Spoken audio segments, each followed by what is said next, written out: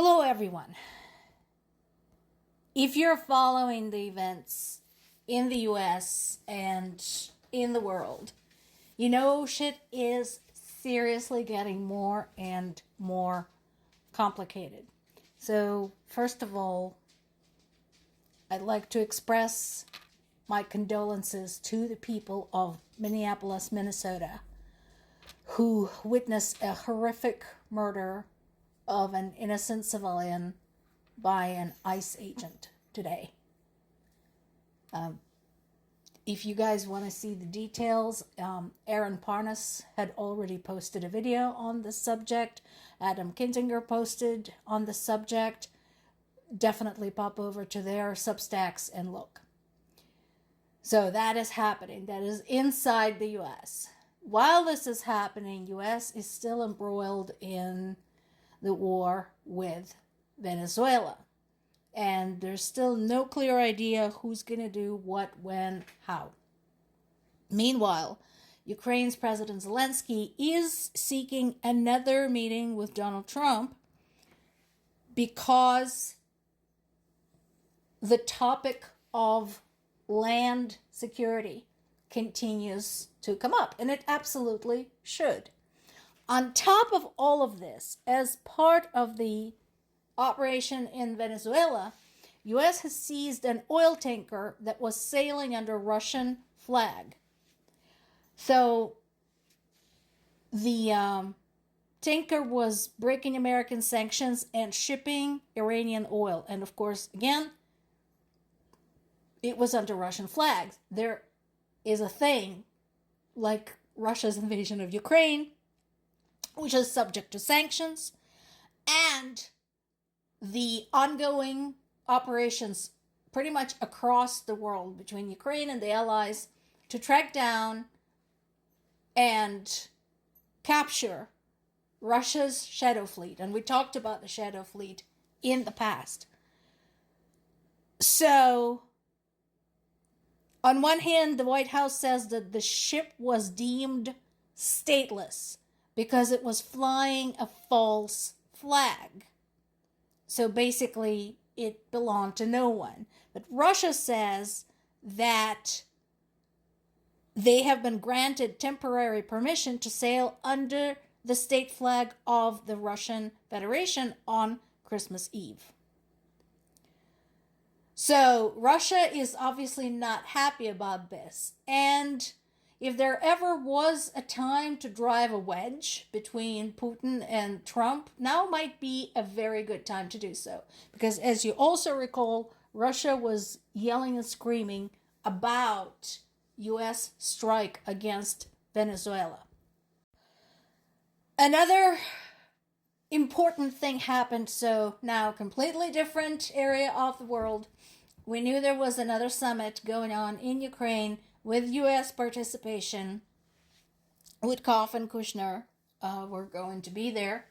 And the topic on the agenda, the biggest topic, in addition to the territory, was security guarantees. And once again, it absolutely should be. Because Ukraine has already had a bad experience with the Budapest Memorandum, which was supposed to have protected it from this particular invasion, but it hasn't. So, why is this important? This is the first time the U.S. delegation openly joined the European allies in vowing to provide security guarantees. This is extremely important. Because in the past, U.S. had provided no such commitment. My question, again, based on the experience with the Budapest Memorandum, is how is that going to be enforced? How do we make sure that Ukraine doesn't get screwed again? So, Witkoff, amazingly, actually said that this administration stands strongly behind security protocols. I think that might get Witkoff into hot water with Russia. If you recall, he has been to Russia at this point 6 or 7 times, every time posted pictures how much he has eaten there. So he's a well-known person there. This might actually cancel out his reservation at the Kremlin. Now, again, this conversation keeps going on, and they keep saying that they have largely finished agreeing to the security guarantees. They're talking about the territorial issues, and yes, the territorial issue is problematic in that Russia wants to steal a portion of Ukraine, and Ukraine disagrees. It's not complicated, but it is problematic. So, for once, and I don't think I ever was going to say this. This was not on my 2026 bingo card, but I agree with what Jared Kushner said, that they have to know that after a deal that they are secure, that they have a robust deterrence and real backstops. That is all true. That is a true statement. That is what Ukraine is looking for. The question everybody's asking, basically, what is going to be there to stop Russia from doing this again? And here's another thing. So, another reason Ukraine continuously brings this up, because we have had dress rehearsals for this. And I'm not just talking about annexation of Crimea, although that too. We've had a warning even before that. I'm talking about Georgia. And a lot of historians and political analysts agree Georgia was very much a dress rehearsal for this. And the whole thing, the scenario, the playbook was very much the same. There were accusations of genocide, which Russia used as an excuse to barge in and hack off a piece of Georgian territory. So, this is something to keep in mind when we continue bringing up security guarantees. The signals were there. Plus, of course, yes, then we had annexation of Crimea, which should have been plenty to invoke the articles of the Budapest Memorandum, but nothing happened.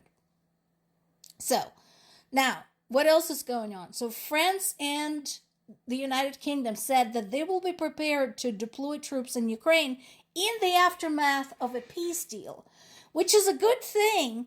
How are we going to reach the peace deal? So far, Moscow has given no indication that they would accept a peace deal with any security guarantees for Ukraine, as well as a bunch of other stuff. So Zelensky did his best to be optimistic about this. You know, he's trying to present that this is different from the Budapest Memorandum, that this is not just words, that it's going to be different this time. Understandably, I'm skeptical. I know I'm not the only one, because we've seen this before. Putin continues to declare this war as a holy war. Oh, where have we heard that before? And why is that dangerous? Yeah, this should sound familiar. And Ukraine is not waiting for anything. They continue striking Russia's oil depots and weapon storages. The latest one is the oil depot in the Belgorod region. So, again, I'm glad that the allies agree. I'm glad that U.S. finally is saying something specific. My question to all of the involved, how are you going to make Russia to agree as well? More to come.